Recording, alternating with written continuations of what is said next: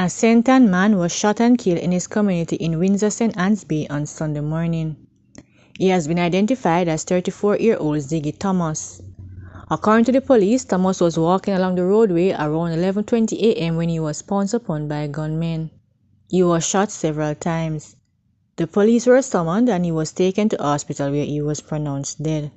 Investigations. A man was shot and killed on Mystic Way in Waterford, St. Catherine about 5:30 p.m. on Sunday while celebrating his birthday. An elderly woman who witnessed the shooting reportedly collapsed and was pronounced dead at hospital. The man, Jason Ivy, of a Waterford address, was reportedly playing dominoes and having drinks with friends in celebration of his birthday when he was pounced upon by gunmen. He was shot multiple times and he was pronounced dead on arrival at the hospital.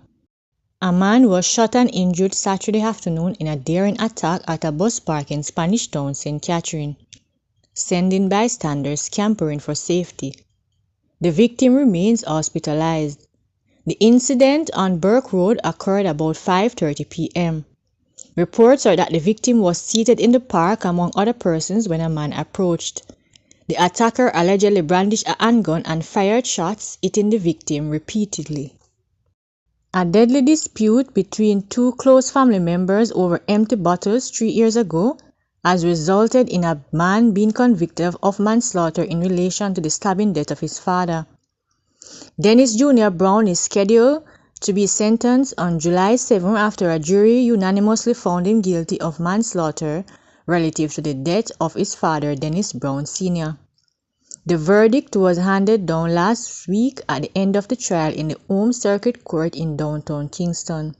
Reports are that in April 2020, Dennis Brown Sr., a laborer, and Tyler accused his son of stealing some empty bottles that he intended to sell to earn additional income because his job had slowed down due to the social distancing measures that were in place at the time relative to the emergency of the COVID-19 pandemic.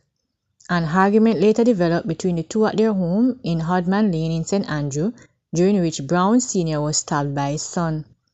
The wounded man was taken to hospital where he was pronounced dead. Brown Jr. was subsequently arrested and charged.